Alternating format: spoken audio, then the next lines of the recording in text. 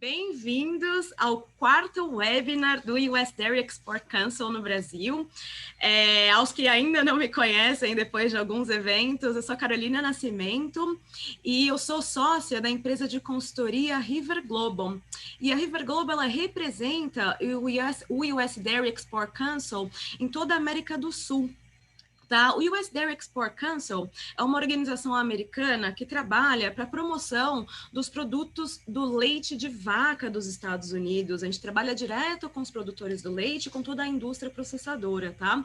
E como parte do nosso trabalho, além de fazer conexões de negócios e promover, claro, os negócios internacionais, a gente também fornece muito apoio técnico, muito suporte na parte de desenvolvimento de formulações, atividades globais, tá? Então, esses webinars estão sendo a nossa forma de manter contato com todo o nosso público aqui na América do Sul, e especialmente aqui no Brasil, que a gente tem um grande carinho pela indústria, tá?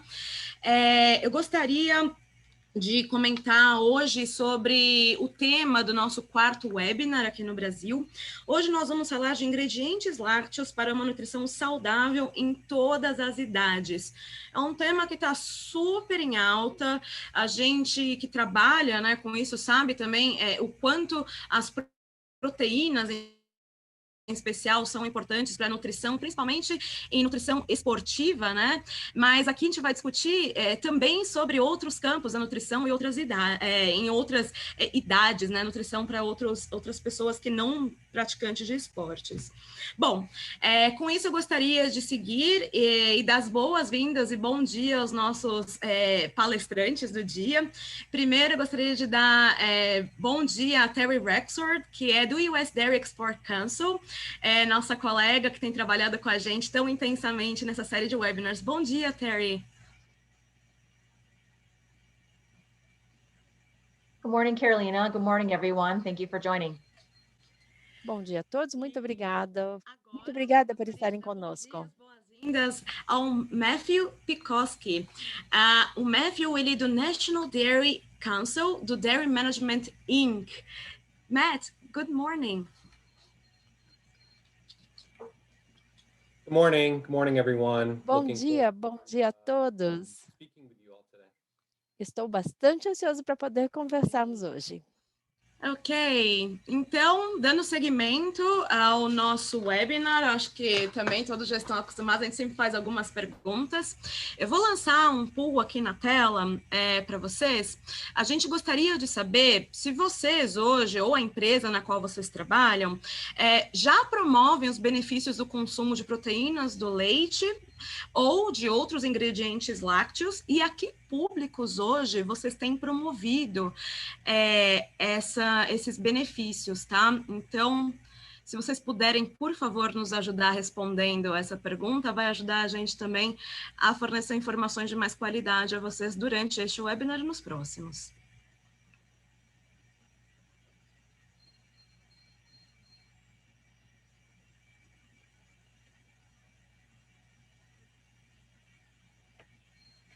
Maravilha, mais alguns segundos para que todos participem.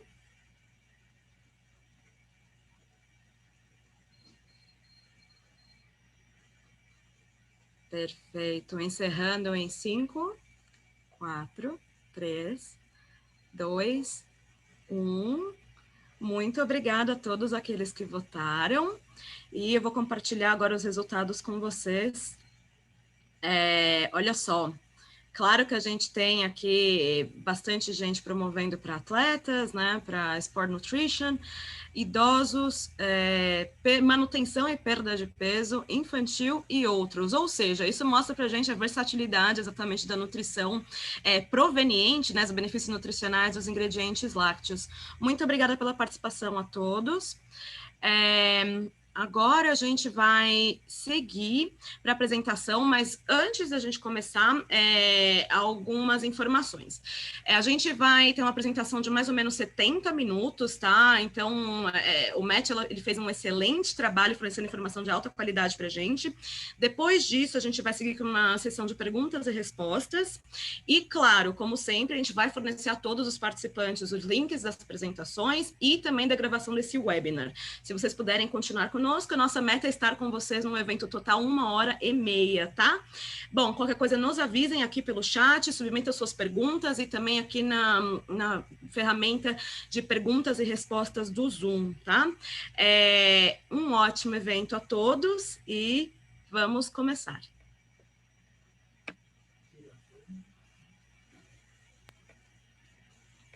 Hi, everyone.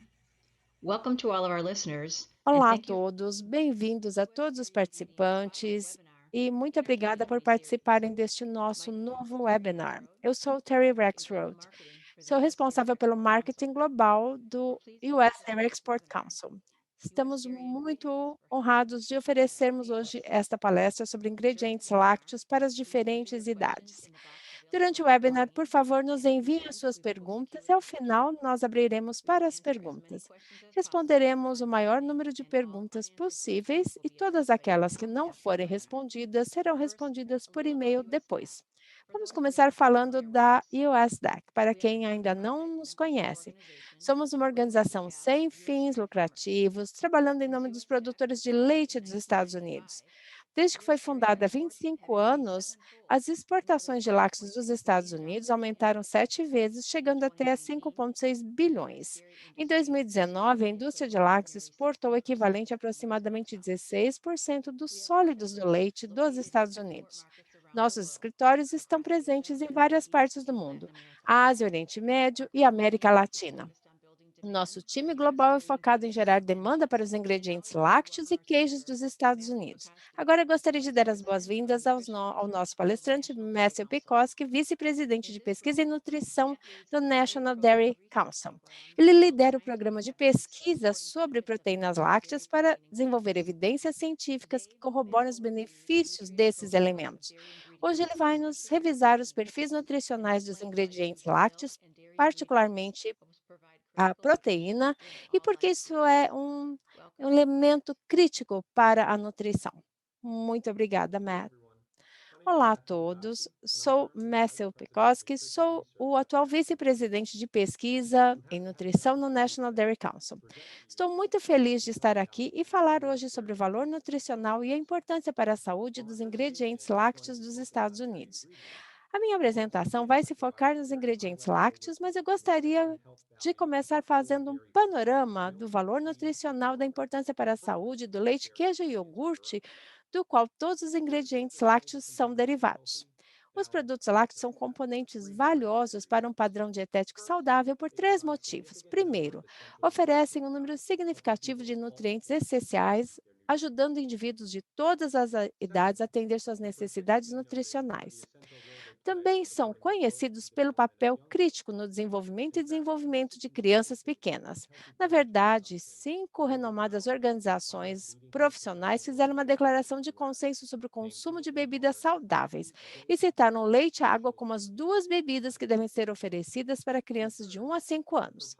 Em terceiro lugar, a maior parte das evidências científicas mostram que o consumo de lácteos, incluindo todo o espectro das versões, desde gordura integral até sem gordura, estão ligados à redução de doenças cardiovasculares, diabetes tipo 2 e hipertensão em adultos.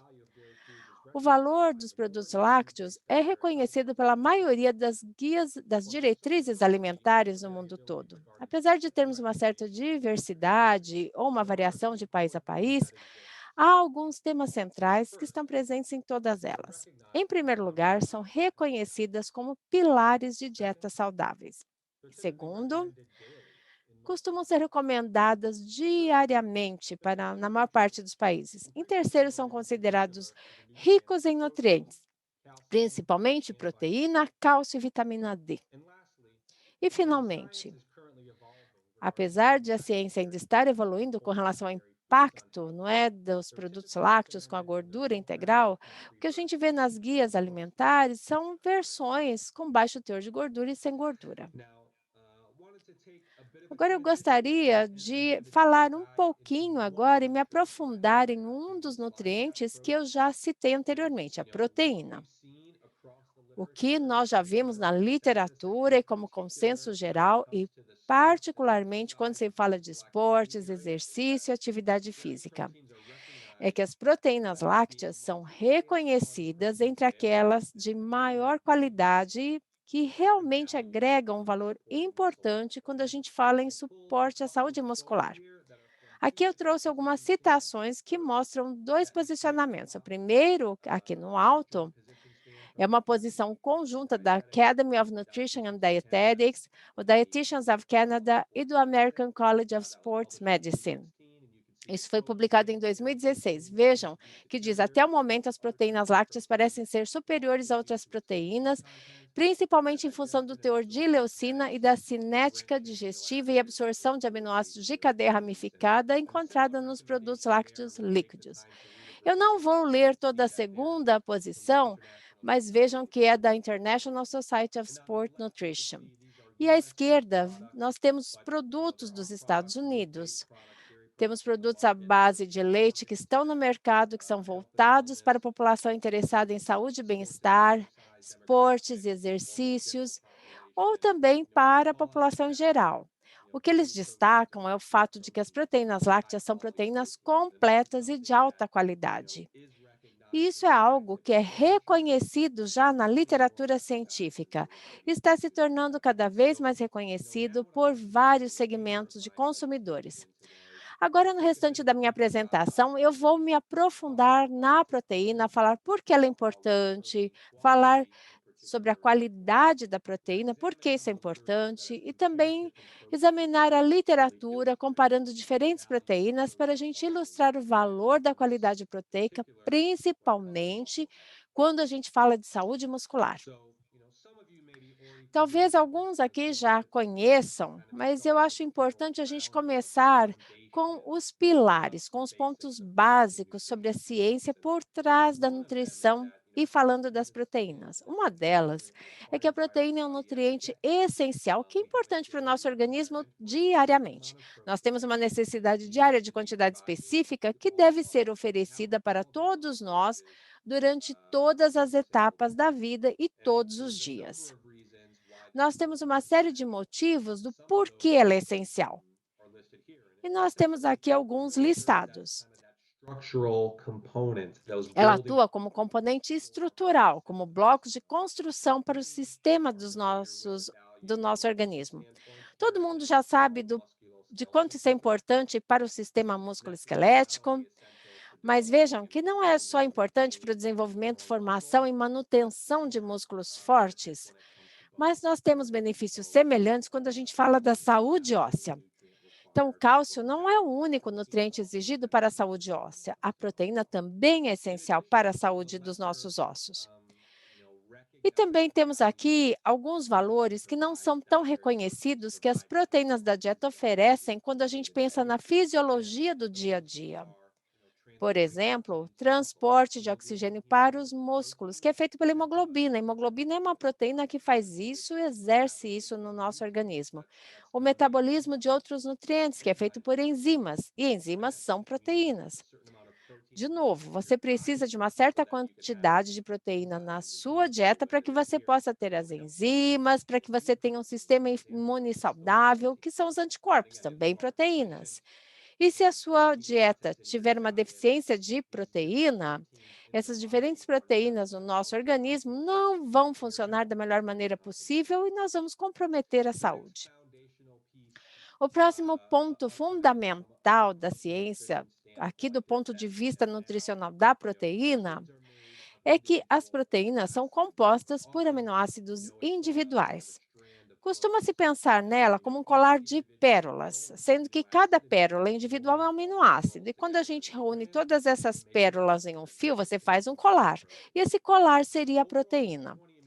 No total, nós temos 20 aminoácidos que compõem as proteínas encontradas no nosso organismo. Mas dessas 20, nós nos focamos em 9 do ponto de vista de pesquisa e também do ponto de vista nutricional, que são os 9 aminoácidos essenciais. E por que são essenciais? Porque o nosso organismo não consegue produzi-los.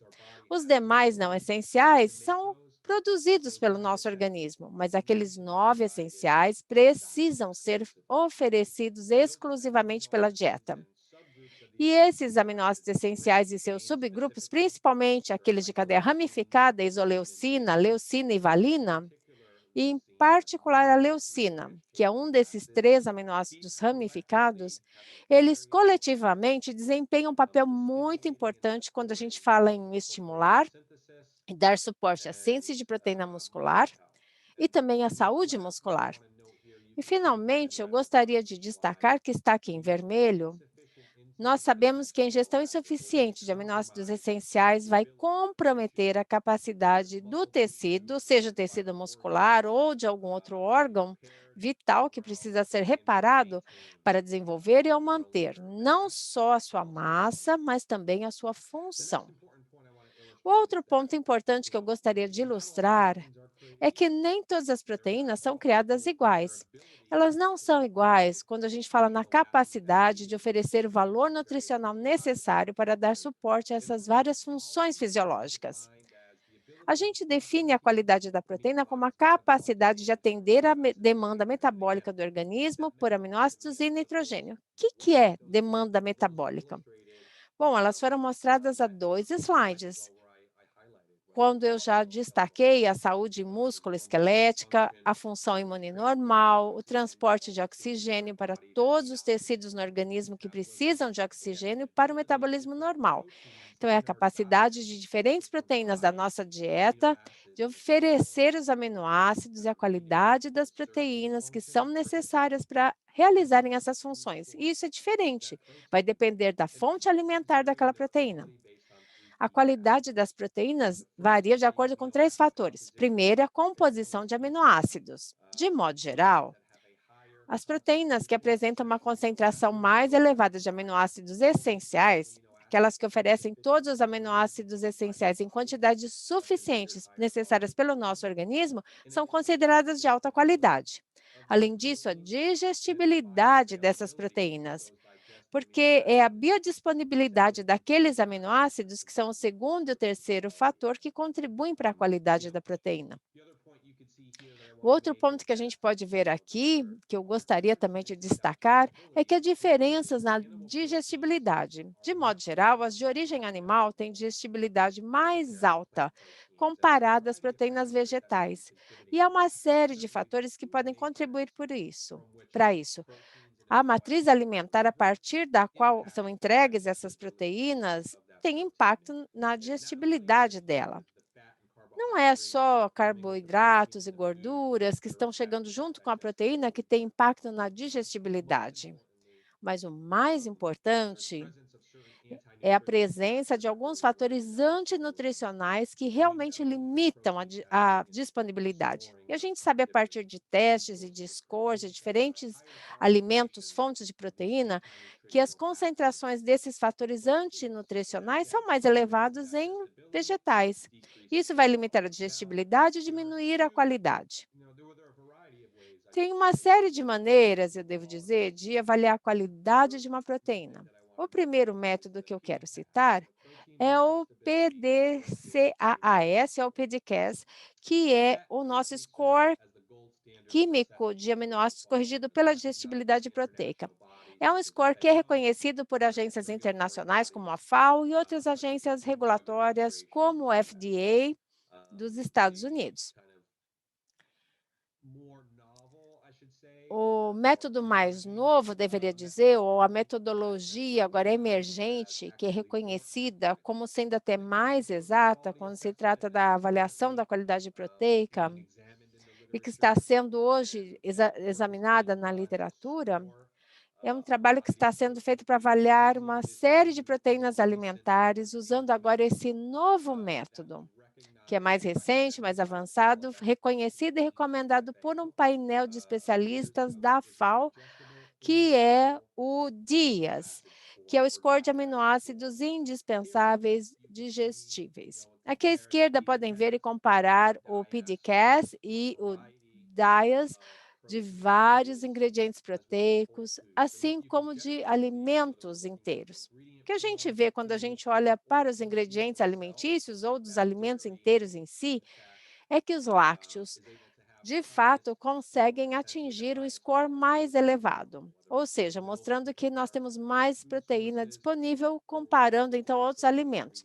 ou seja, como ingrediente lácteo proteico, como o concentrado proteico do leite, o isolado proteico do soro, e de modo geral, para a gente concentrar e resumir tudo isso, as proteínas que apresentam um score de qualidade mais baixo, você vai ter que comer ou consumir mais dessas proteínas para atingir o mesmo valor nutricional. Então, se eu olhar aqui o concentrado proteico do arroz e comparar com o concentrado proteico do leite, vamos olhar o valor de PDCAAS, só para esse exemplo teórico. Para obter o mesmo valor nutricional proteico no concentrado proteico do arroz que a gente obteria do concentrado proteico do leite, você teria que consumir o equivalente a aproximadamente 60% a mais. Então, 58% a mais o concentrado proteico do arroz seriam necessários. Por quê? Por conta dos três fatores, algumas deficiências ou limitações quando a gente fala na composição de aminoácidos, a digestibilidade e, finalmente, a biodisponibilidade desses aminoácidos. Eu gostaria de mostrar este exemplo, que é um exemplo dos Estados Unidos, mas é um exemplo do mundo real que fala das implicações da qualidade proteica. Eu sei que eu já citei isso, mas eu acho que é crítico que quando a gente fala em proteínas de qualidade mais baixa, você precisa consumir mais delas para obter o mesmo valor nutricional. Então, aquele score proteico deve ser considerado quando a gente pensa no valor nutricional de diferentes fontes alimentares ou proteínas. E, na verdade, o FDA, nos Estados Unidos, obriga que na tabela de informação nutricional, quando uma empresa vai fazer um apelo específico, alegar benefícios com relação à qualidade e à quantidade da proteína, na verdade, de um alimento, ele também precisa informar sobre a qualidade determinada pelo PDCAAS. Há duas maneiras onde a gente pode mostrar o teor proteico. Vejam, então, aqui na parte inferior à direita, que é um rótulo de leite, 8 gramas de proteína por porção. Mas vejam que também nós temos a quantidade refletida em termos do percentual do valor diário. O valor diário é essencialmente quanto de um nutriente é necessário para atender as necessidades nutricionais de um indivíduo. Ou seja, baseado numa dieta de 2.000 calorias, essa quantidade de proteína é 50 gramas por dia. Essa porção de leite oferece 16% daquele valor diário. Agora, o que eu gostaria de fazer é comparar com uma bebida alternativa à base de plantas, isso encontrado aqui no mercado nos Estados Unidos. É um produto da Silk, que é uma bebida de amêndoas e caju. Vejam claramente aqui na frente da embalagem, oferece 10 gramas de proteína. Bom, se a gente pensar em valor absoluto, nós podemos olhar, comparar os dois produtos e falar: olha, eu quero proteína para a minha dieta. Eu vou ter benefícios consumindo esse produto da Silk, porque ele contém mais proteína total que um produto lácteo ou leite. Mas vejam que esse não é o cenário completo, porque a qualidade proteica não foi considerada. Quando você olha a tabela de informação nutricional que está na parte de trás, e quando a gente avalia o PDCAAS, o que a gente vai ver quando a gente passa agora aqui da esquerda para a direita nessa tabela, vejam que o teor total de proteína é de 8 para o leite, comparado a 10 para essa bebida Silk. Mas, em função do score da qualidade proteica ser mais baixo, vejam que ele tem uma quantidade menor quando a gente faz a correção. Então, a gente multiplica o score PDCAAS pelo teor absoluto de proteína. Então, vejam agora que essa bebida de origem vegetal tem um valor total, que quando corrigido, em termos do percentual diário, o valor é menor. Portanto, a gente precisa considerar a qualidade proteica quando a gente olha esse cenário completo, quando a gente pensa em valor nutricional. Uma outra aplicação prática do mundo real, quando a gente fala de qualidade proteica, é o suporte à saúde muscular. E quando falamos de saúde muscular, eu diria que é uma relação bastante direta. A gente pensa na manutenção do tecido muscular, na massa muscular, na função. Isso é feito por meio do equilíbrio na produção de proteínas no nosso organismo e do desequilíbrio provocado pela quebra proteica no nosso organismo. E vejam que esse é um processo contínuo. É 24 horas por dia nós estamos produzindo e quebrando proteínas. E as taxas dependem de uma série de fatores que estão indicados aqui neste slide. Nós temos o estilo de vida, tem essa perspectiva, e nós temos dois fatores que estão sim sob o nosso controle. Um deles é o exercício.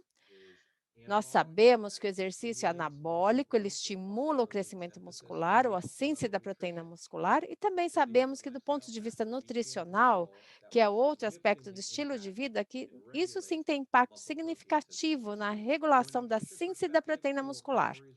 Portanto, do ponto de vista nutricional, o total de calorias e de proteína é importante. Essa proteína na dieta é muito importante. Quando a gente fala de saúde muscular, certamente é bastante reconhecido do ponto de vista de esporte, exercício, até mesmo de uma perspectiva de estética. Nós sabemos que há um certo grupo de consumidores para os quais isso faz sentido de maneira até intuitiva.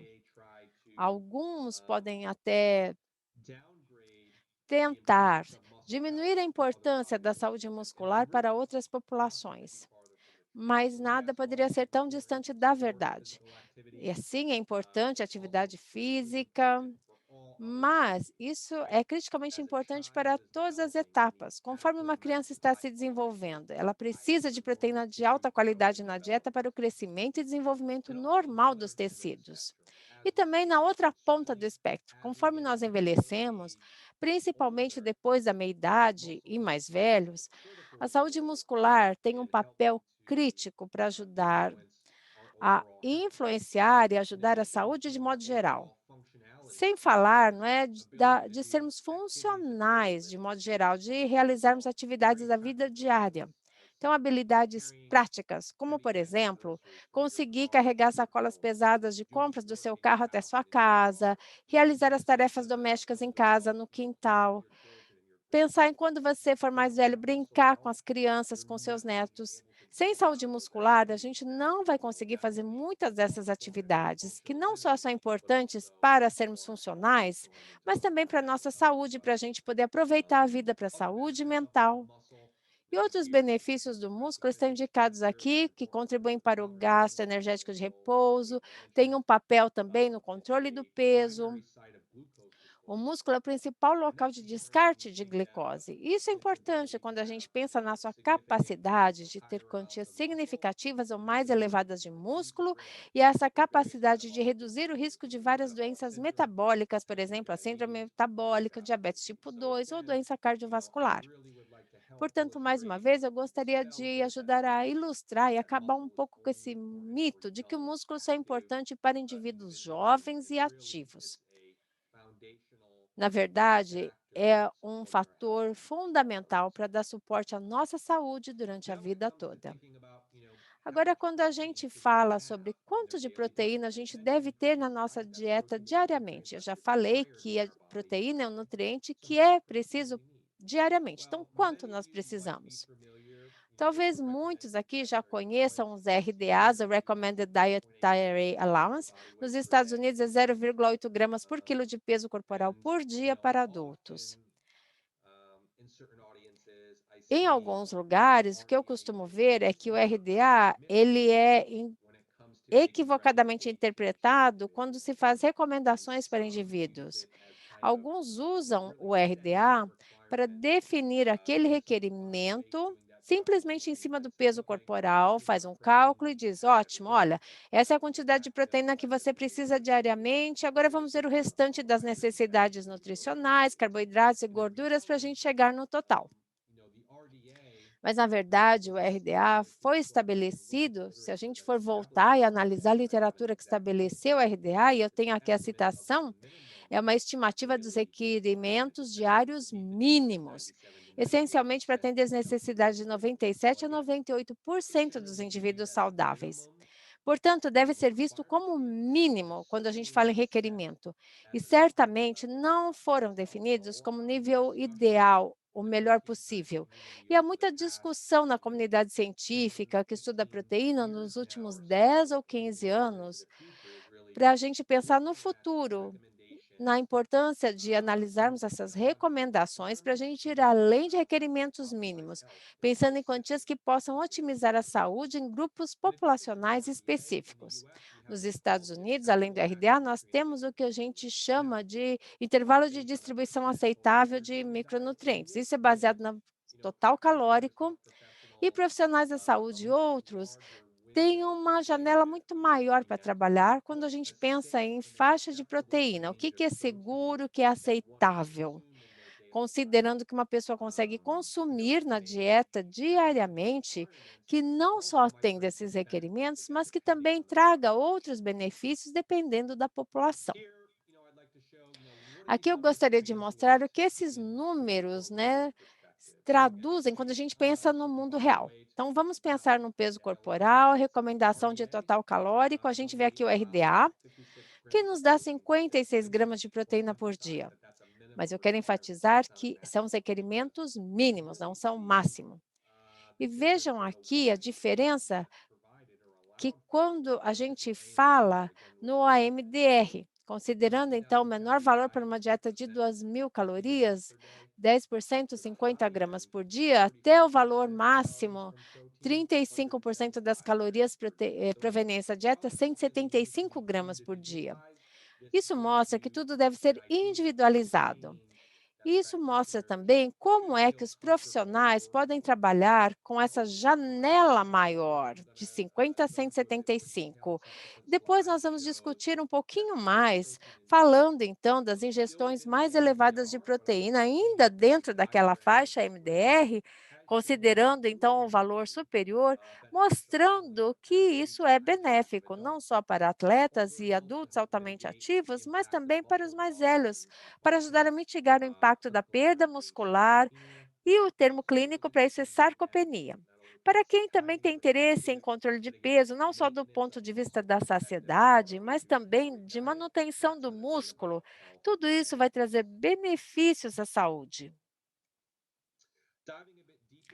Se nós nos aprofundarmos um pouco mais agora, pensando em esporte e exercício, aqui eu destaquei uma declaração conjunta recente de 3 organizações de profissionais da saúde apontadas aqui à esquerda, já falei anteriormente, Academy of Nutrition and Dietetics, Dietitians of Canada e o American College of Sports Medicine. Eles atualizaram as suas diretrizes sobre nutrição esportiva e nutrição para desempenho atlético nesta publicação de 2016. E assim como na publicação anterior, eles sugerem gestões mais elevadas de proteína para esta população. Com essa publicação mais recente, a recomendação vai de 1,2 a 2 gramas de proteína por quilo de peso por dia. Isso aqui, para um indivíduo de 75 quilos, vai ser de 82 até 136 gramas de proteína por dia. Mas o que eu gostaria mais de destacar, que foi novo nessa publicação de 2016, é a confirmação da importância da qualidade proteica. Como podem ver aqui, não só a qualidade proteica, mas a distribuição da proteína. Então, fazer um planejamento para que essa proteína seja distribuída igualmente nas 3 refeições diárias, assim como também após o exercício. Recomendação é 20 a 30 gramas, especificamente proteína de alta qualidade. E essa é a diferença, alta qualidade. Também aqui apresenta um tipo de alvo, falando aqui de 10 gramas de aminoácidos essenciais. Isso porque, como eu já falei, os aminoácidos essenciais é o que a gente precisa ter na dieta para dar suporte à síntese proteica, especificamente à síntese da proteína muscular. Portanto, há diferentes maneiras e diferentes alimentos que nós usamos para fazer isso, mas a maneira mais eficiente é escolher proteína de alta qualidade, para que ela possa oferecer altos percentuais de aminoácidos essenciais. Algo semelhante que eu quero destacar aqui é para a população que está envelhecendo. Conforme nós envelhecemos, eu já falei sobre isso anteriormente, começando quando a gente está na meia-idade, 40, 50 anos, nós temos uma perda gradual não só de massa muscular, mas também da função muscular. E se isso se torna significativo, pode ser prejudicial à nossa saúde conforme nós envelhecemos, conforme a gente entra na sexta, sétima, oitava década de vida. Este slide mostra as recomendações de 2 grupos científicos internacionais que se reuniram para analisar a evidência, para poder fazer as recomendações práticas do ponto de vista da proteína e também sobre como a gente consegue mitigar essas perdas na massa e função muscular. Mais uma vez, igualmente ao que a gente já mostrou anteriormente, nós temos aqui as ingestões mais elevadas. Vejam aqui que ela vai de 10 a 12 gramas por quilo como mínimo para adultos mais velhos saudáveis. Vai depender da saúde desses adultos mais velhos com que a gente está trabalhando.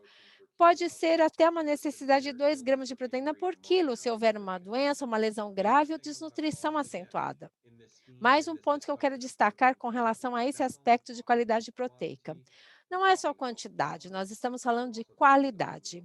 Estamos falando também da distribuição nas refeições. 25 a 30 gramas de proteína por refeição e 2,5 a 2,8 gramas de leucina por refeição. Mais uma vez, a leucina é provavelmente um dos aminoácidos essenciais mais críticos e estudos já mostraram que ele estimula e inicia a síntese da proteína muscular. Ele ativa aquela máquina para que os outros processos aconteçam. Então, será uma indicação de qualidade proteica. Nos próximos slides, eu vou discutir alguns números e tabelas realmente práticos que nos ajudam então a comparar diferentes fontes proteicas com relação à concentração de aminoácidos essenciais. Aqui a gente tem a concentração de leucina.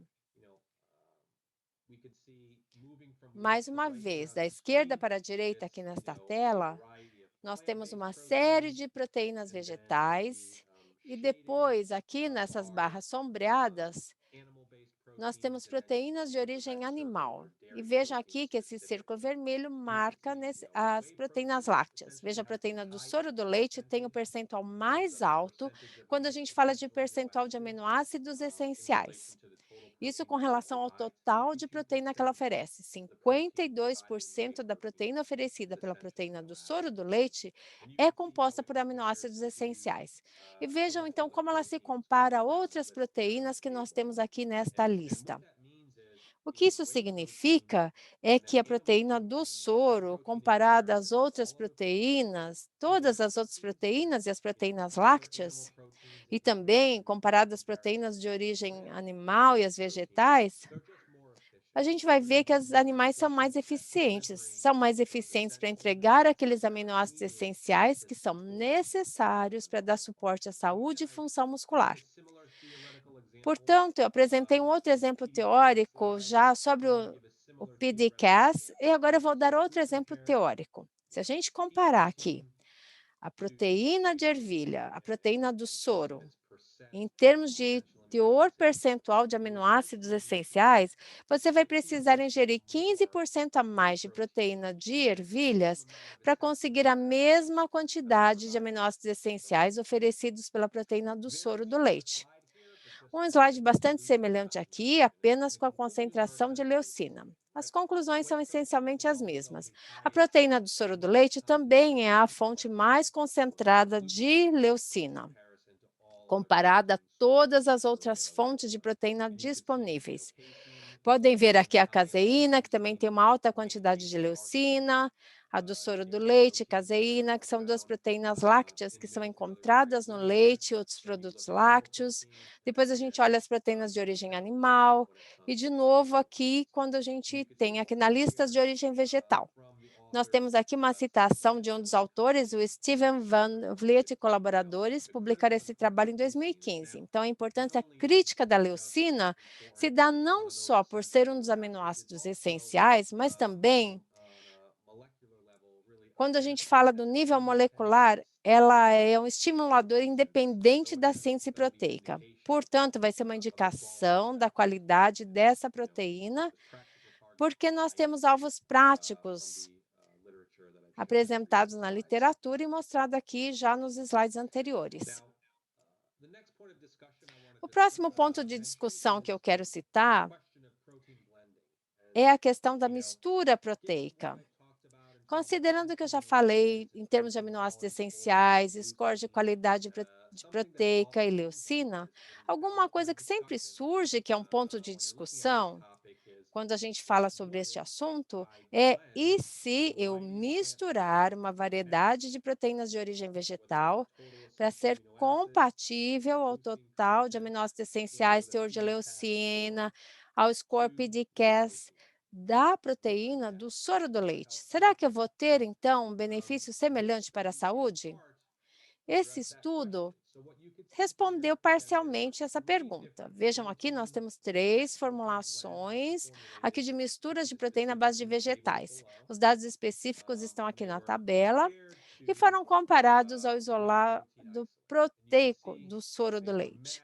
Vejam aqui que eles são correspondentes com relação ao teor de leucina, qualidade proteica e teor de aminoácidos essenciais. Uma coisa que eu quero destacar aqui é que, assim como eu já fiz nos slides anteriores, você precisa de uma quantidade total menor de isolado do leite para oferecer a mesma quantidade de leucina e aminoácidos essenciais quando a gente compara as proteínas vegetais, sejam elas oferecidas individualmente ou em mistura, porque o soro do leite é um veículo mais concentrado e mais eficiente para entregar esses importantes aminoácidos. De qualquer maneira, presumindo então que haja a mesma quantidade de leucina e também dos outros elementos, como será o impacto na saúde? O que esse estudo mostrou é que, em primeiro lugar, apesar de nós termos aqui uma correspondência, quando a gente faz uma avaliação da concentração de aminoácidos no sangue, a gente tem aqui isolado proteico do soro do leite, esse isolado proteico apresentou a concentração sanguínea mais elevada de aminoácidos essenciais comparadas às outras misturas. Também mostrou uma área sob a curva maior de modo geral. O que isso significa é que foram feitos exames laboratoriais por um período de 4 horas. O primeiro gráfico mostra, então, os pontos individuais para aquele período de 4 horas, e o de barra mostra os dados cumulativos para o período de 4 horas. Vejam que nós temos concentrações significativamente mais altas no plasma no grupo do soro do leite comparado às 3 misturas. Isso tudo está resumido aqui: 30 a 40% das concentrações totais mais elevadas de aminoácidos essenciais, 25 a 38% de concentração máxima de leucina, quando a gente fala da proteína do soro comparada às misturas vegetais.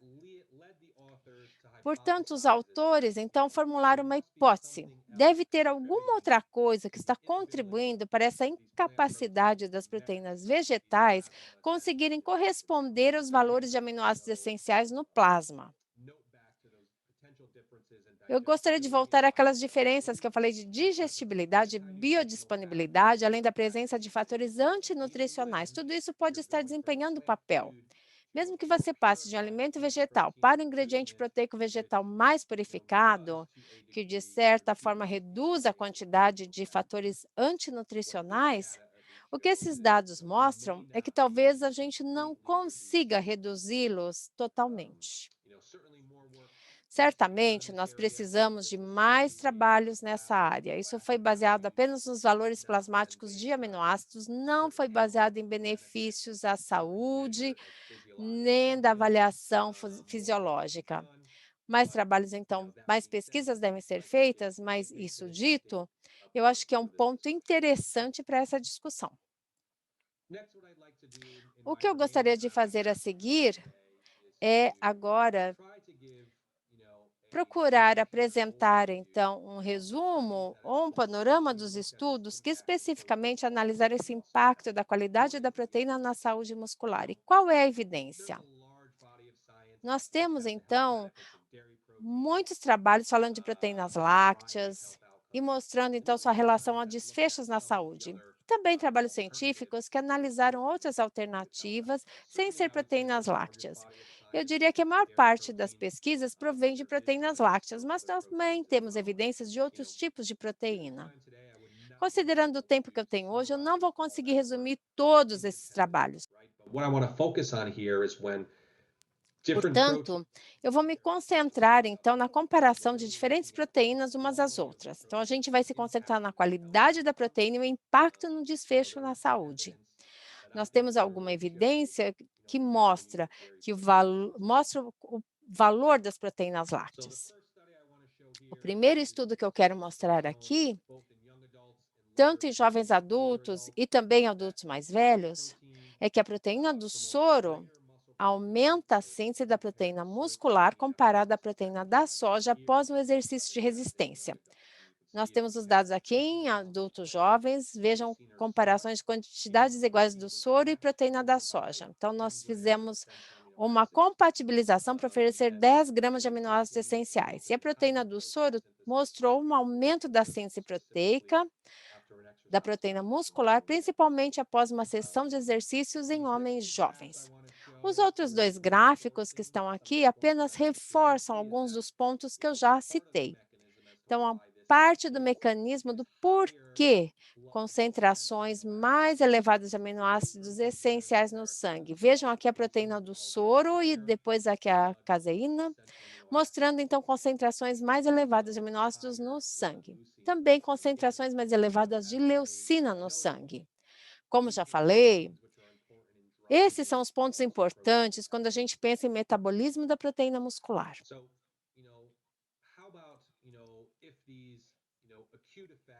E os efeitos agudos a curto prazo? Será que nós temos efeitos a longo prazo também na massa muscular com o treino?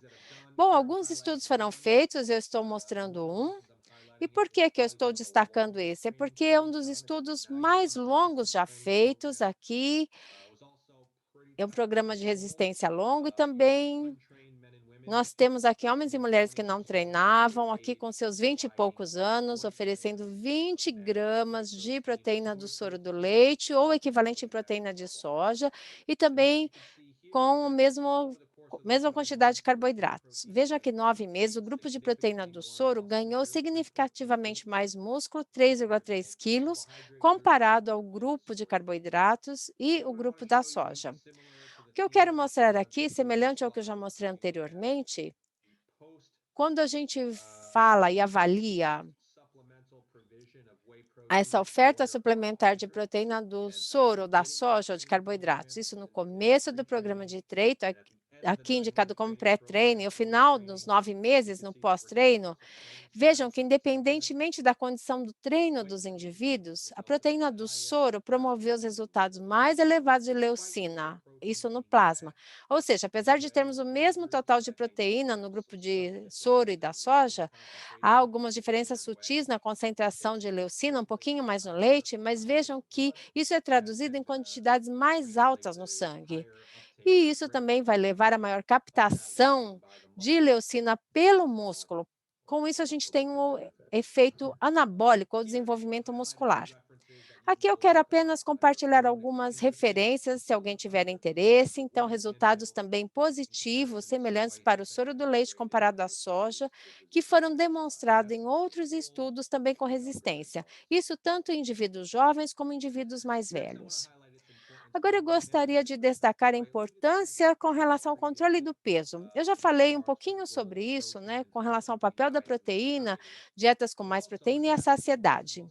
Mas isso também pode ter importância na saúde muscular.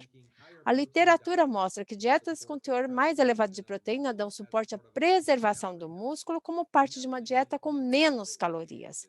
E esse é um ponto importante que eu também já citei. Primeiro, contribui para o gasto energético de repouso e a funcionalidade geral daquele indivíduo. O que não tinha sido mostrado antes desse estudo publicado em 2015 é que será que há alguma implicação da qualidade da proteína como parte daquela dieta hiperproteica em termos da sua habilidade de manter o músculo quando a gente tem uma dieta hipocalórica? Esse estudo foi feito com homens e mulheres sobrepesos e obesos de meia idade, 14 dias com uma dieta com restrição de calorias. Então, essa dieta vai promover, sim, uma certa perda de peso. Então, 2 vezes por dia, eles receberam aproximadamente 27 gramas de proteína do soro ou da soja, comparados a carboidratos com equivalência calórica. Vejam aqui a síntese proteica. 14 dias não é o suficiente para ver uma mudança significativa entre a fonte de proteína na perda de peso. E esse não foi o principal desfecho do estudo. O principal desfecho era como essas duas proteínas poderiam ter impacto no metabolismo da proteína muscular. O que se mostrou e se resumiu aqui, os resultados mostram que sim, a restrição calórica A dieta para redução de peso vai ter impacto negativo no metabolismo proteico, vai ter uma redução da síntese proteica, isso é inevitável. Mas o que esse estudo também mostrou é que a proteína do soro do leite, comparada à proteína da soja, foi mais efetiva para minimizar a redução da síntese proteica. E isso tem muito valor. Provavelmente, o que vai se conseguir fazer se a gente aumentar o tempo é preservar o músculo. Vai ajudar a reduzir os impactos negativos da dieta hipocalórica na perda muscular. Então, quando a gente pensa no quadro geral, isso deve ajudar a facilitar o controle do peso. E o último ponto que eu quero destacar aqui é um aspecto mais de nutrição clínica. E como isso está relacionado ao cenário maior de perda muscular, da função muscular com o envelhecimento e o problema de saúde pública da sarcopenia. Uma coisa que a gente sabe é que conforme a gente passa da meia-idade, a frequência de admissão hospitalar desses grupos aumenta. Isso por uma série de fatores. E o que se tem na literatura é que mesmo internações curtas em hospitais, tanto de indivíduos de meia idade quanto daqueles mais velhos, acabam resultando em redução significativa na massa muscular e na função muscular. Eu gostaria aqui de citar essa imagem, que é do Dr. Doug Paddon Jones, que já é um palestrante reconhecido, pesquisador reconhecido. Ele fez muitos trabalhos nessa área e ele nos mostra, então, um visual bastante impactante. Num período de 5 a 7 dias, mesmo indivíduos de meia idade mais velhos podem perder 1 quilo de massa muscular. Vejam, isso em 5 a 7 dias. Quando a gente pensa nisso visualmente, pense em comprar 1 quilo de carne. Veja quanto isso representa. Isso é praticamente a quantidade de músculo que o indivíduo de meia idade ou mais velho vai perder do próprio organismo devido à nutrição inadequada do ponto de vista de energia e proteínas totais. Isso é o que costuma acontecer quando eles são hospitalizados, mesmo que seja uma internação aguda. Isso não significa que eles não estejam recebendo uma dieta adequada, mas eles estão com menos apetite, o foco deles não é comer. Quando eles comem, eles podem sentir e querer comer coisas que não têm proteína de alta qualidade, e isso vai ter impacto negativo. Então, o que esse estudo fez e demonstrou é uma maneira muito prática e eu diria relativamente fácil e viável de incluir então a proteína do soro do leite nas dietas destas populações.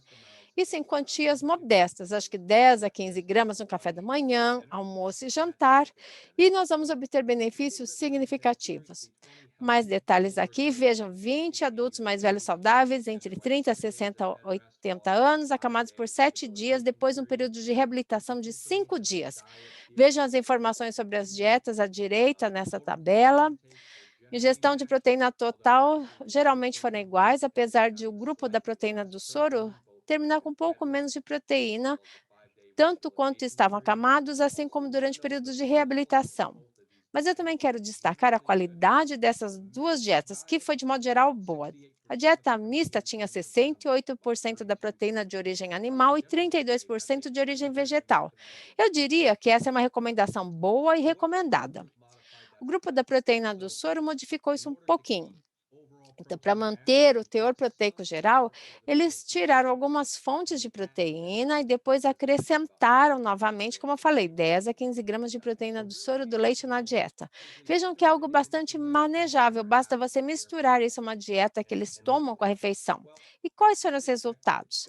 Como esperado, ficar acamado resultou na redução da massa muscular, tanto do organismo total quanto da massa magra da perna, assim como a força muscular.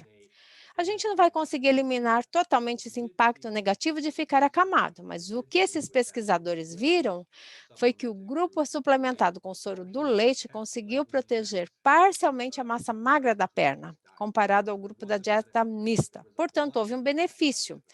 Houve um enfraquecimento daquele efeito negativo, e com certeza esse é um desfecho favorável. Além disso, o grupo do soro também perdeu mais massa gorda que o grupo da dieta mista enquanto estavam acamados.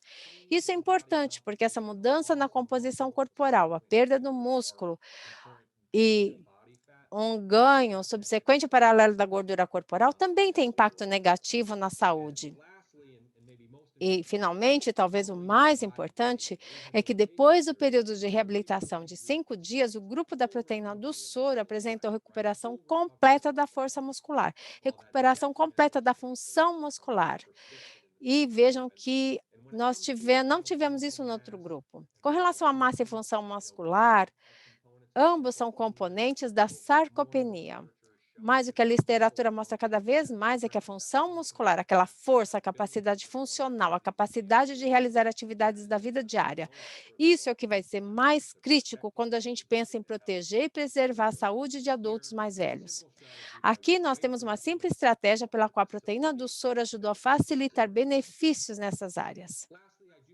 Finalmente, quero apenas reconhecer o fato de que nós temos sim estudos que mostram que quando você se alimenta com quantidades maiores de proteínas de menor qualidade, você consegue benefícios semelhantes. Ao final das contas, tudo se resume, então, à entrega eficiente das melhores quantias possíveis daqueles aminoácidos essenciais e da leucina. Eu quero destacar alguns desses aspectos. A proteína do soro, a proteína do arroz, oferecidas após o treino de resistência, levaram, então, em melhora na composição corporal e no rendimento, mas isso com 48 gramas. Talvez se lembre, então, dos slides anteriores, que eu falei das recomendações, dos trabalhos também de posicionamento que mostram que entre 20 a 30 gramas de proteína de alta qualidade é tudo que é necessário para a gente maximizar a síntese da proteína muscular.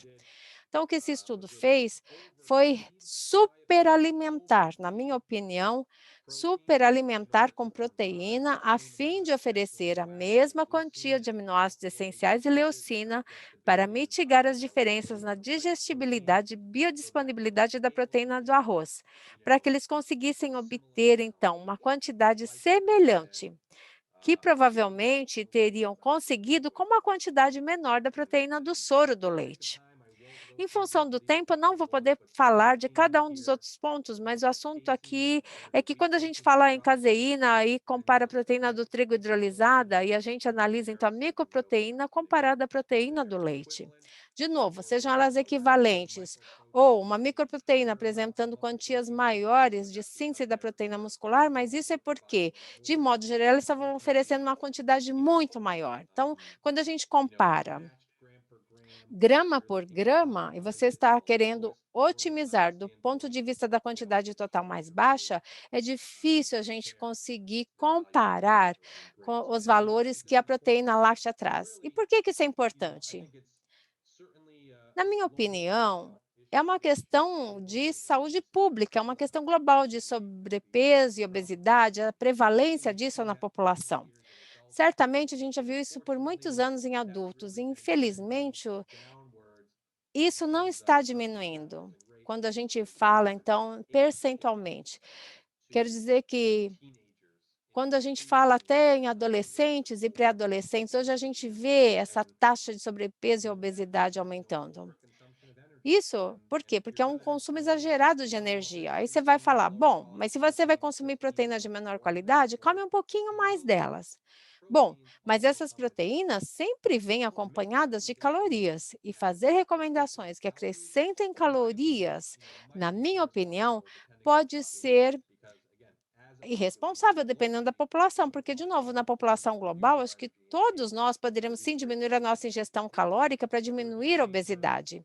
Aqui é um trabalho de revisão do Dr. Bob Wolf, um dos cientistas mais conhecidos nesta área. E o que ele destaca é que a razão de aminoácidos essenciais para calorias em alimentos com alto teor proteico também deve ser considerado quando a gente compara fontes.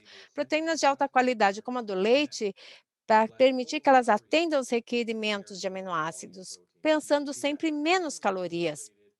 Vejam que isso está claramente demonstrado quando a gente fala do soro do leite comparado à soja ou de alimentos inteiros, seja carne bovina, leite, ovos, grãos de bico ou outras proteínas de origem vegetal.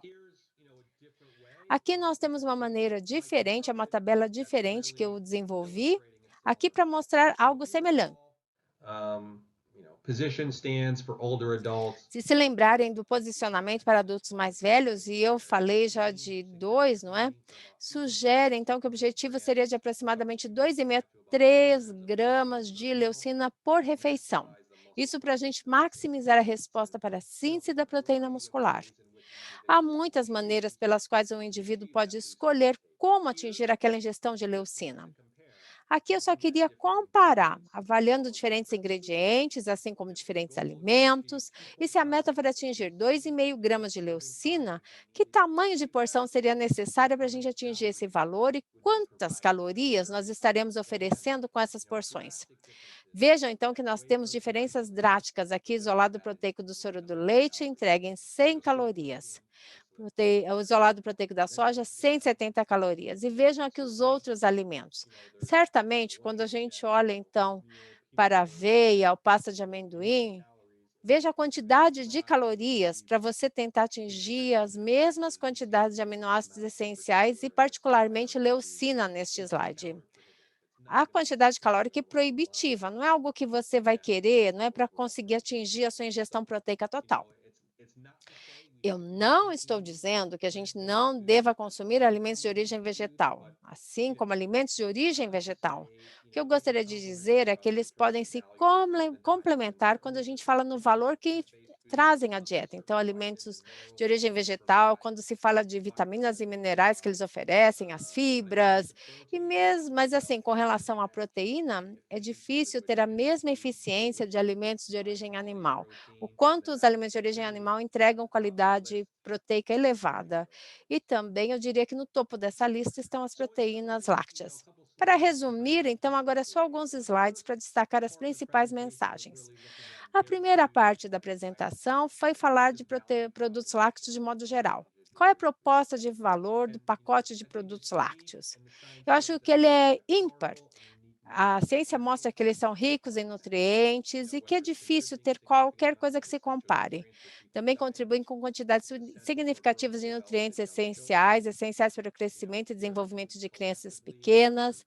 Coletivamente, esses produtos, independentemente do teor de gordura, indo desde aqueles com gordura total até aqueles isentos de gordura, têm uma associação benéfica ou neutra quando se trata de reduzir o risco de algumas doenças não transmissíveis. E como parte de um padrão dietético saudável e equilibrado, os benefícios são reconhecidos por várias organizações de profissionais de saúde, esses alimentos são incluídos na maior parte das guias nutricionais do mundo todo. E quando a gente fala em proteína especificamente, o que é importante é que as todas as proteínas não são criadas iguais. As proteínas lácteas estão entre aquelas com maior qualidade proteica presentes na nossa dieta. Isso em função da composição superior de aminoácidos e ou a sua digestibilidade, biodisponibilidade que são mais elevadas. E o que isso significa quando a gente pensa no mundo real? Bom, mostra a capacidade da proteína de oferecer suporte à síntese da proteína muscular ou simplesmente à saúde muscular.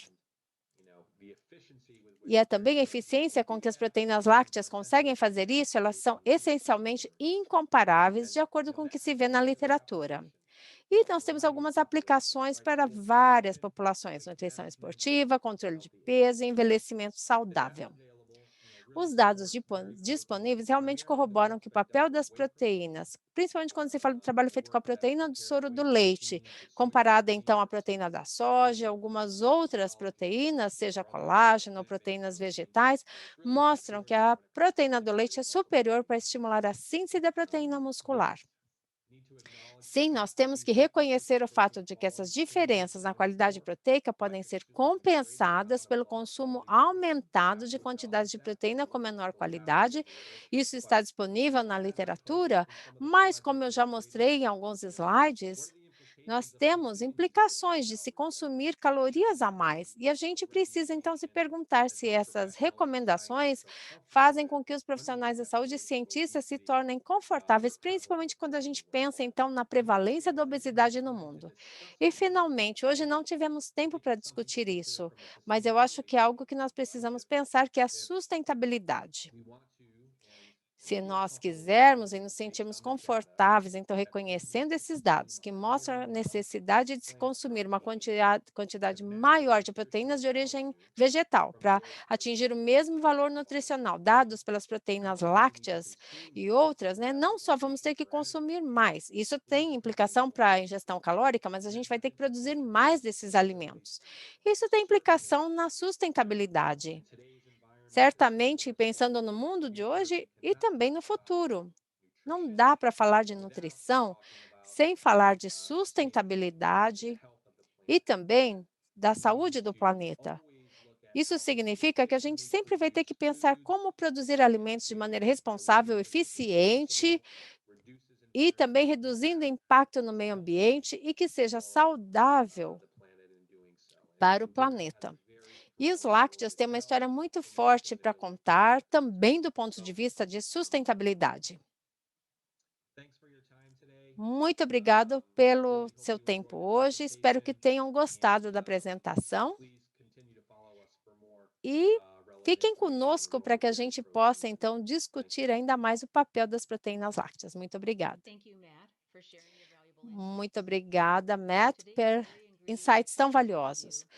O que se mostrou hoje mostra o pacote verdadeiramente exclusivo dos nutrientes oferecidos pelos ingredientes lácteos, principalmente as proteínas lácteas e os benefícios em todas as etapas da vida. As proteínas não são todas criadas iguais e nenhum outro tipo de ingrediente proteico oferece uma gama de benefícios específicos e quantificáveis, considerando o minimamente processado, sabor leve, suave, como as proteínas lácteas. Também temos muito orgulho da nossa história de sustentabilidade.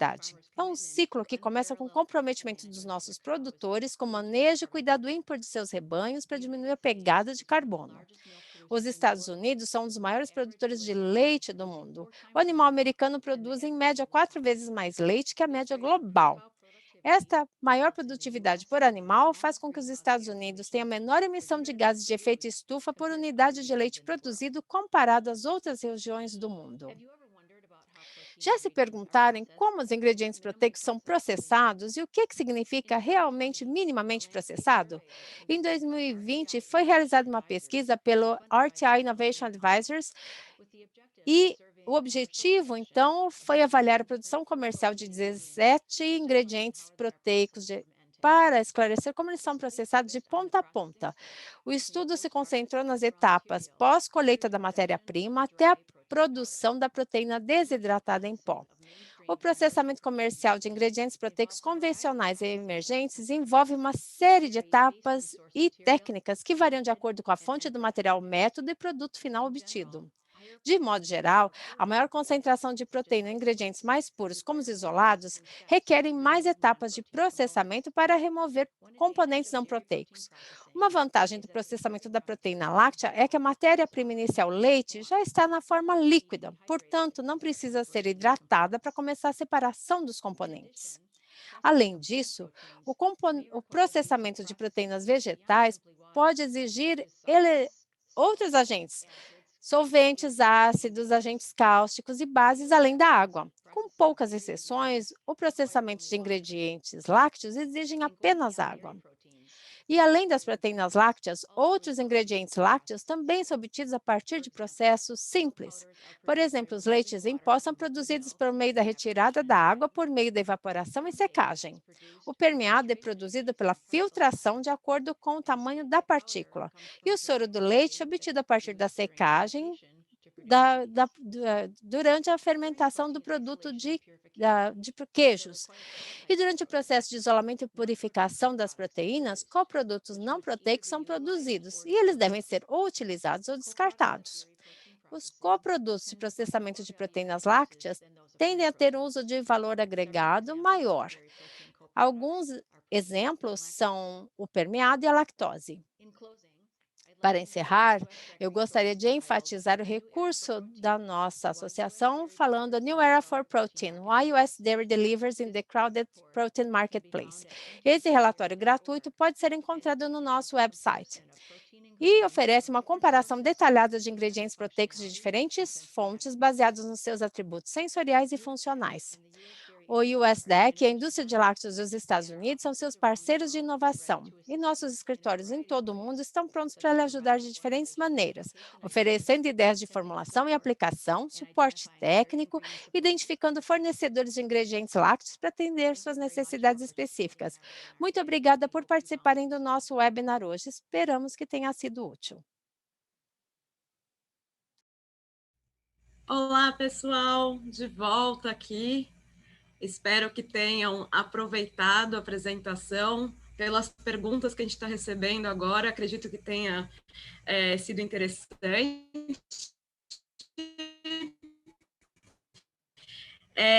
Como muita gente está apresentando, e também a gravação desse webinar, então fiquem de olho no e-mail de vocês, naquele e-mail de agradecimento do Zoom, a gente vai colocar todos os links para download, ok?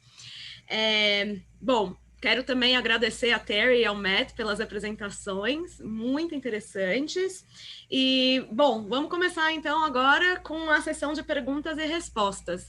A gente tem um bom mix aqui de perguntas que a gente acabou de receber aqui no chat, tá? E também algumas que a gente recebeu durante as inscrições, tá? Então, vamos fazer aqui uma boa mescla. Eu vou começar com uma pergunta da Eliana, que pergunta para o Matt se existe alguma recomendação específica de ingestão diária de proteínas para pessoas que estão no exército. Gente, só para também atualizar vocês, tem esse pequeno delay, exatamente porque o Matt está ouvindo a tradução da pergunta da nossa intérprete, ok? Então, Matt, quando você estiver pronto e puder responder, eu agradeço. Sure, yes. And thank you Com for your question. certeza. Muito obrigado pela pergunta. Nós temos, sim, uma pesquisa específica para quem está no Exército, nas Forças Armadas. Isso, nós temos um instituto já americano que estuda especificamente esse grupo. De modo geral, nós podemos considerar essa população militar e equipará-la à população de atletas. Então, a recomendação que nós temos em um dos slides que eu mostrei para atletas e indivíduos ativos. Então, se recomenda uma ingestão mais elevada de proteína, eu acho que foi de 1,2 a 2 gramas de proteína por quilo corporal por dia. Eu diria que, de modo geral, isso é bastante aplicável à população de quem está no Exército ou nas Forças Armadas. Eu também percebo que nós temos aqui um espectro quando a gente fala nesse grupo. Por exemplo, nos Estados Unidos, e eu já trabalhei com essa população, nós temos um grupo que seguem uma vida quase que igual do atleta, então eles gastam muita energia, fazem muitos exercícios, são pessoas que estão em boa forma, então eles deveriam sim ingerir uma dieta hiperproteica. E principalmente quando nós temos que pensar também na ingestão calórica desses indivíduos, né, que isso deve ser também atendido. E a gente vê, por exemplo, quando eles estão em campo, talvez essa ingestão proteica tenha que ser até maior para ajudar a preservar a massa muscular. Então, eu diria 1,5 grama por quilo de peso corporal por dia. Mas nós também temos indivíduos sobrepeso, é parte, não é, desse grupo. E aí, a gente poderia pensar 1,5 grama por quilo também, para poder ajudar no controle do peso. Eu acho que a recomendação seria muito semelhante ao que eu falei aqui para atletas, então. Muito obrigada, Matt. Tem uma outra pergunta da Carla, e ela pergunta mais em relação aos estudos que foram apresentados durante a apresentação, e eles são bastante específicos para a proteína do soro do leite. A pergunta dela é se algo do que foi apresentado pode ser, de alguma maneira, comparado ou relacionado ao leite de vaca, que é simplesmente pasteurizado ou que é o HT distribuído em caixinhas. Há algum parâmetro ou alguma comparação, Matt?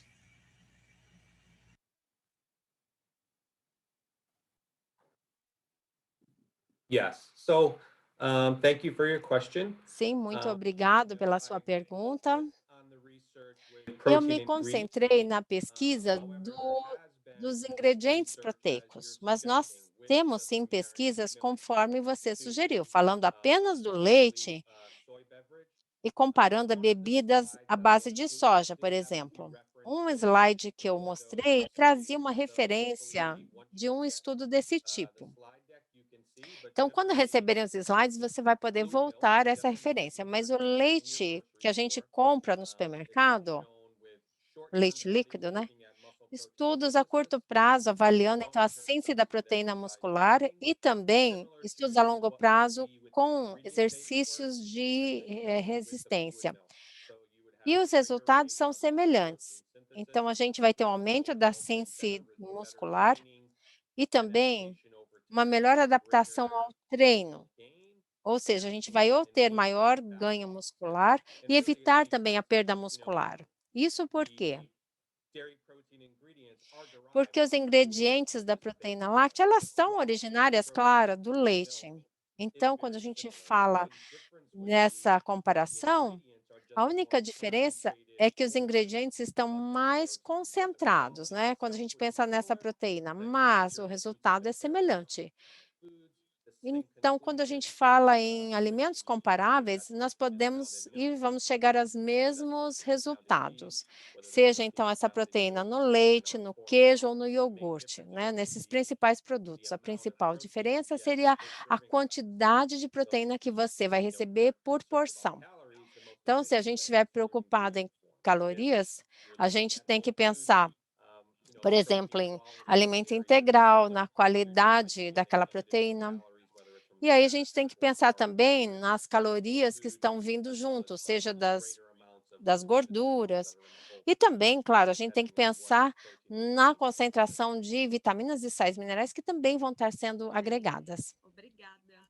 Temos várias perguntas, Matt. A próxima veio dos registros e não tem o nome da pessoa aqui agora, mas ela comenta assim: ouvi dizer que dietas ricas em proteínas podem ter impactos negativos na saúde, principalmente nos rins e nos ossos. Você poderia, por favor, comentar a respeito?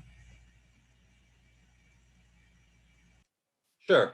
Very good question. Com certeza, ótima For me, pergunta. it's a common question or common E essa é uma theme pergunta that que I costuma see surgir not only when sempre. I speak with health professionals Não só about quando eu topics falo para like protein profissionais in da diet, but saúde, also quando eu falo generally sobre proteína na speaking. dieta, mas também para o From my consumidor de modo perspective, geral. and I would say this Então, na echoes the minha perspective opinião, of e eu the diria que protein isso scientists that ressoa o I've been que os hearing, is cientistas that when we're falam, talking about é que healthy quando a gente fala individuals, de indivíduos regardless if you're saudáveis, talking about healthy independentemente da individuals, idade, se nós the amount falamos of de indivíduos protein that I've saudáveis, referred a to in this quantidade de presentation, proteína que eu citei nesta whether apresentação, it's the amounts per kilogram of body seja a weight quantidade or de if you gramas por recall quilo, the acceptable ou se a gente macronutrients lembrar recommended range aquela for distribuição de providing the amount of protein macroproteínas, per não é? percent energy from Que 10 a, to a gente 35% fala de total 10 a calories. The amount 35% of do protein total de information calorias is, provenientes da proteína. is Quando a gente safe fala and will not nesses impact valores, a negatively ingestão é impact the segura e kidney. não tem impacto Okay? negativo If na you're função dealing with renal. clinical Se populations that estiverem falando usually agora da um, população que cancer tenha or lower algum kidney tipo de function, then you would expect the comprometimento da protein função intake renal, daí sim, aí a to discussão be muda equivalent to their totalmente, não é? protein intake. If Aí a you're gente talking tem about sim que those limitar a who would ingestão be proteica, considered mas healthy estamos falando aqui de with kidney uma function. população Now, saudável, que in não terms of tenha bone nenhum health, comprometimento da you função may renal. recall last year Com that relação à saúde óssea, the também difference devem se actually lembrar que, between além increased do protein cálcio, intake is actually a ingestão beneficial adequada de for bone proteína health. é So benéfica really, para a the saúde óssea. current data Portanto, os is dados atuais, completely opposite from what eles has been mostram said by many exatamente in o terms of how oposto effective daquilo it que a can gente be beneficial poderia to bone imaginar health. quando a gente We know that fala, não é, de certainly ingestão fasted protein proteica intake is maior. positive to bone A ingestão mass, proteica but that aumentada é older data positiva para a saúde shows óssea. E increased nós temos também calcium outros dados que excretion during mostram também que higher nós temos protein um aumento intake. da excreção That's de been shown cálcio aumentada successfully na urina em shown to função do not aumento da have a ingestão negative proteica. impact because you're Mas isso actually não tem impacto increasing negativo, porque quando a from gente avalia a getting a absorção diet de that you cálcio, absorb it e o que você está recebendo e quanto você absorve para o seu organismo, isso daí está sendo aumentado quando você ingere mais proteína. Então, o nosso organismo regula a absorção do cálcio. Então, apesar dessas ideias equivocadas, não tem nenhum impacto negativo na ingestão aumentada de proteína dentro da faixa que eu citei. Ok. Muito obrigada pela resposta tão completa. A gente tem uma outra pergunta aqui da Denise. E a Denise pergunta se há algum benefício em termos de metabolismo corporal da combinação de proteínas lácteas e vegetais, como por exemplo da ervilha, em oposição à ingestão de apenas um tipo das proteínas, ou somente as lácteas ou somente as vegetais. Existe alguma vantagem em combinação? Se até mesmo a Terry quiser comentar um pouco, fiquem à vontade.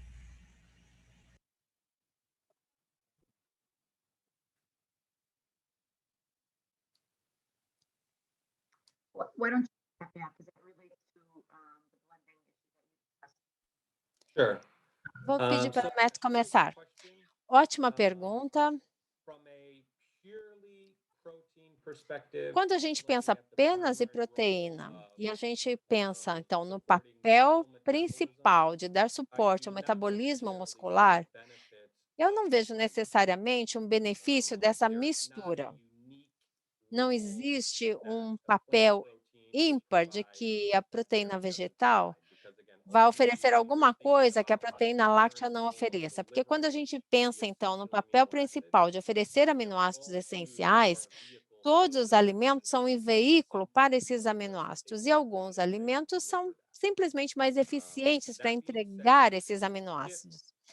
Isso dito, se a sua empresa está numa posição onde eles acham que há um segmento de consumidores que tem interesse nessa mistura de proteínas lácteas e também vegetais, porque eles percebem que há um benefício do ponto de vista nutricional, eu diria que o valor é que aquela proteína láctea com uma qualidade proteica melhor vai compensar aquele score menor da qualidade proteica dos vegetais. Então, quando você combina, você melhora o score proteico.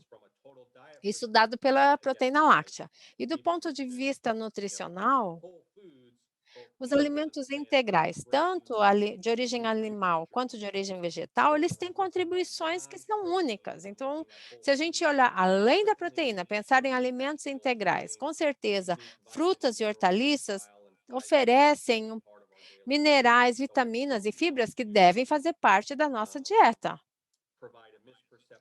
Por favor, não me entendam errado, eu não estou dizendo que a gente não tenha que consumir esses alimentos, mas quando a gente pensa apenas em ingrediente proteico, aí eu não vejo essa necessidade ou uma vantagem específica do ingrediente da proteína vegetal. Perfeito, muito obrigada. Outra pergunta, essa aqui dos registros. Existem diferenças nos benefícios para a saúde proporcionados por concentrados proteicos de soro de leite em comparação com isolados e hidrolisados? Algum deles seria melhor para a saúde muscular? Is it clear? yes, thank you. This is a common question. Muito obrigado. Essa é uma pergunta também que eu recebo várias vezes em função das diferentes escolhas quando a gente pensa em proteínas lácteas que você citou que a gente tem no mercado, né? Do ponto de vista apenas nutricional, eu diria que a gente tem duas diferenças principais. Uma é que o isolado é mais concentrado que o concentrate. Então, o isolado do soro, ele tem o quê? 92% de proteína. E o concentrado do soro tem normalmente 80% de proteína. Então, em algumas aplicações, você quer ter uma quantidade menor de pó, para que você consiga maximizar a oferta de proteína. Aí é melhor usar o isolado. O outro ponto diferente, do ponto de vista nutricional, é que o isolado relacionado, então, à sua concentração maior de proteína, a gente tem o quê? Menos lactose. Então, eu também sei que tem um segmento de consumidores que talvez tenha uma preocupação com a lactose. Tem gente que tem menos capacidade de processar a lactose. Então, para esse grupo, isolado oferece mais vantagem, porque a gente tem 0,5 a 1% de lactose. Quando a gente fala no concentrado do soro, aquele 80, né? Aí a gente tem 4 a 8% de lactose. Portanto, vai depender do segmento de consumidor. Se é aquele que quer menos lactose, a gente pode falar uma concentração quase que isenta de lactose, aí o isolado é melhor. E também nós temos o quê? Um pouquinho menos de gordura no isolado. O percentual é semelhante ao que a gente tem de lactose, então apenas 0,5 a 1% de gordura. E no concentrado, 4 a 8% de gordura. E finalmente, também, acho que a Terry pode falar um pouquinho sobre os benefícios quando a gente usa o concentrado e quando a gente fala aqui também de hidrolisados, quando a gente pensa em formulações, aplicações. Isso do ponto de vista de tecnologia dos alimentos, ciência dos alimentos, pensando, por exemplo, se é uma bebida, se é uma barrinha, aí sim também vai interferir o tipo de ingrediente a ser usado.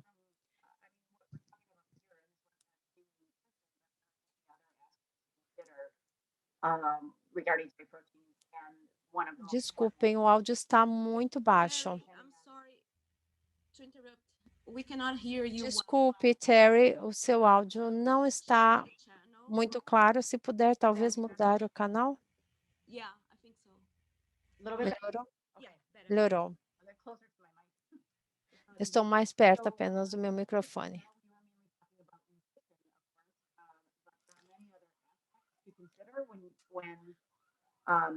Nós temos que pensar em vários aspectos quando a gente vai escolher e vai depender da sua formulação. Então, vai depender do seu produto final e também se vai ser uma bebida transparente. Todas as características do seu produto vão determinar qual produto você vai ter que escolher. Peço desculpas, mas o áudio realmente está falhando. Yeah, much better. Melhorou? Agora sim. Try again. Vamos tentar de novo, então? Vou começar de novo, então. You can just keep going from where you were. Okay. Vamos lá, então, de onde nós paramos. Então, estamos falando da capacidade de retenção de água, da viscosidade, do tratamento térmico, também da capacidade de formar espuma. Para alguns produtos, a capacidade de formar espuma pode ser importante. A gente tem que considerar cada um desses fatores quando você pensa, então, em que ingrediente lácteo. Claro, tem o aspecto nutricional, a funcionalidade, o sabor e também a parte da sustentabilidade. Todos esses fatores devem ser considerados quando a gente pensa na escolha do ingrediente lácteo. No nosso website, nós temos muitas informações, aqui o thankyousadairy.org. Nós temos respostas também a diferentes perguntas já feitas, mas se não estiverem, por favor, entre em contato com a Carolina, com a nossa equipe, e nós teremos o maior prazer em ajudá-los. Desculpa pela interrupção.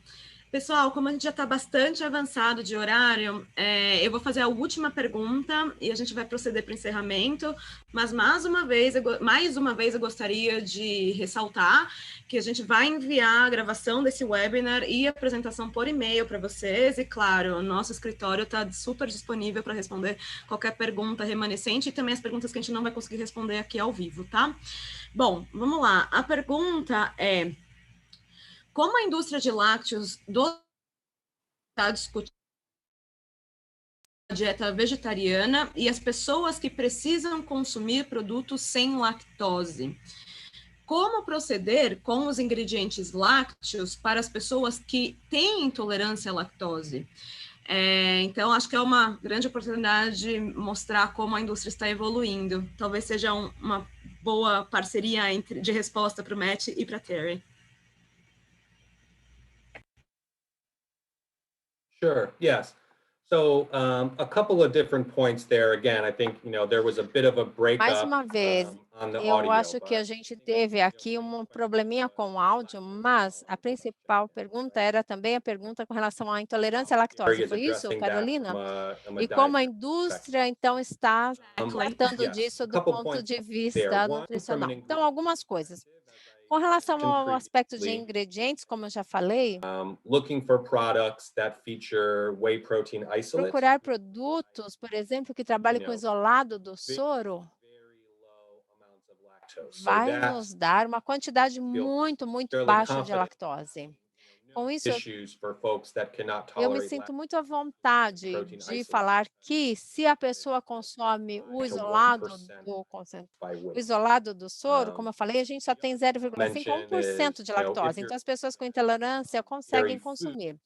E com relação aos alimentos, por exemplo, a gente tem hoje toda uma gama de leite isento de lactose, pelo menos nos Estados Unidos. Eu não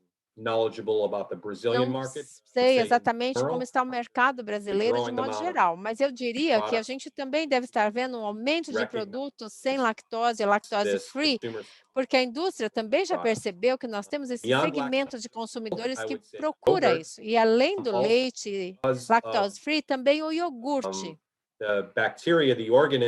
Porque a bactéria, o organismo que é usado para a fermentação do leite para se transformar em iogurte, ela quebra a lactose, certo? Durante esse processo de fermentação.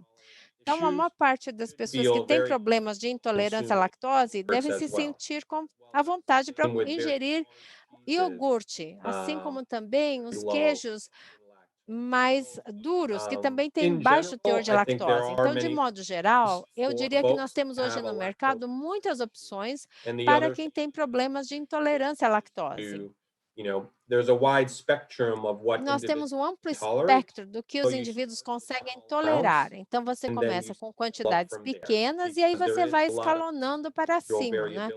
Porque há muita variabilidade na resposta dos indivíduos. Alguns conseguem comer, por exemplo, uma porção maior de lactose e ficam bem, outros são mais sensíveis. Então, além de a gente simplesmente falar de alimentos sem lactose, você pode talvez ingerir outros produtos lácteos e ver, então, qual é a sua tolerabilidade. Gostaria de acrescentar um ponto, Carolina. Gostaria apenas de enfatizar a importância do que o Matt está dizendo aqui, porque muitas vezes as pessoas acham que porque elas não conseguem consumir lactose, elas não podem consumir nenhum lácteo, e isso não é verdade.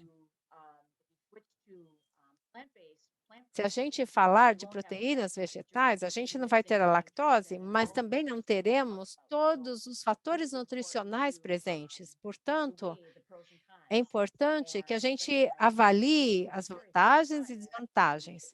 E pensando, então, numa dieta que não necessariamente você tenha que parar de ingerir os lácteos. Você pode, tem muitos produtos que são lactose free e ainda assim te oferecer uma boa nutrição, como a gente já ouviu falar hoje. Eu acho que é uma questão de tomarmos decisões educadas, baseadas em informações.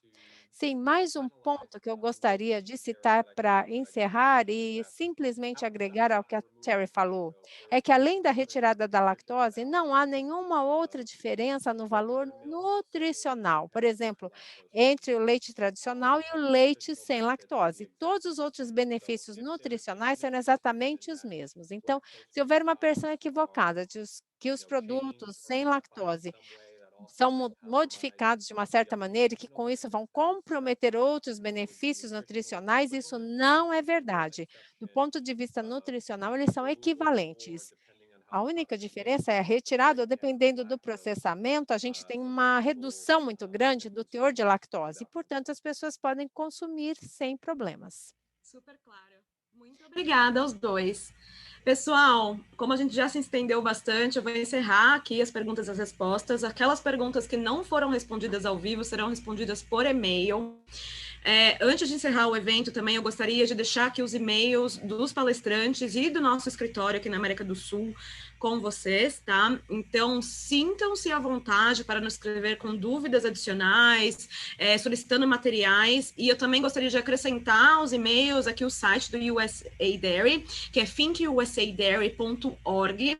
Inclusive, a gente tem website português, tá? Se o inglês for uma barreira, e se por acaso for uma barreira, algum material que esteja disponível apenas em inglês, nos consultem que a gente pode ajudar, tá bom? Além do mais, a gente pode ajudar também com desenvolvimento de formulações, consultas específicas, apresentação para potenciais fornecedores americanos, então contem conosco no longo prazo, tá bom? E eu queria também aproveitar que a gente ainda tem uma boa audiência aqui e pedir que vocês contribuam conosco com a avaliação desse webinar, como a gente tem feito com os outros. Então, se vocês puderem, por favor, votar aqui e nos dizer o que vocês acharam do nosso evento, eu agradeceria. Que isso também vai ajudar, pessoal, a gente a montar a nossa agenda para o ano que vem. E, claro, a gente quer muito poder encontrá-los pessoalmente, tá? Enfim, então, basicamente é isso.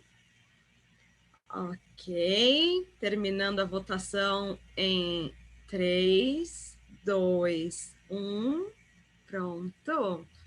Muito obrigada aqui, compartilhando os resultados com vocês. Que bom que foi uma informação útil.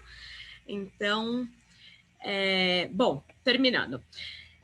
Aproveito para dizer que a Clarice, minha colega aqui do escritório na América do Sul, acabou de colocar no chat também o link para o site e o nosso e-mail,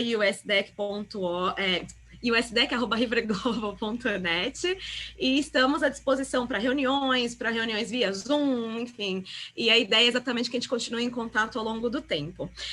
Gostaria de abrir agora a oportunidade para Terry e para o Matt fazerem as considerações finais deles. Vamos começar com o Matt. Matt, muitíssimo obrigada pela participação, pela apresentação tão interessante, e a voz é sua. Yes, thank you, Carolina. Muito obrigado, Carolina. Muito obrigado a todos os participantes por estarem conosco esta manhã. Fiquei muito satisfeito em saber que gostaram da apresentação. E, mais uma vez, gostaria de reforçar, lembrem do USDEC e da nossa equipe toda no Brasil, nos Estados Unidos. Por favor, nos procurem se tiverem qualquer pergunta, dúvida com relação a qualquer ingrediente lácteo. Muito obrigada. Muito obrigada, Terry. Yeah, I agree with Matt's comments. Eu concordo com os comentários do Matt. Muitíssimo obrigada a todos por estarem conosco esta manhã. Queremos agradecer pela oportunidade de compartilharmos estas informações. Nós sabemos que há muitos webinars disponíveis e, portanto, muito obrigada por estarem conosco. Esperamos, sim, visitar o Brasil em 2021 e espero, então, conhecer muitos pessoalmente. Muito obrigada. Também agradecer a toda a equipe da River Global e do USDEC nos Estados Unidos que tem trabalhado. Se vocês ainda não conheceram a minha colega Clarice Nagata, ela que fica por trás das cenas aqui, com certeza vai estar em contato com vocês no futuro. Muito obrigada novamente pela audiência e também pela audiência nos outros webinars, e seguiremos em contato. Até nosso próximo evento no ano que vem, gente. Bom dia!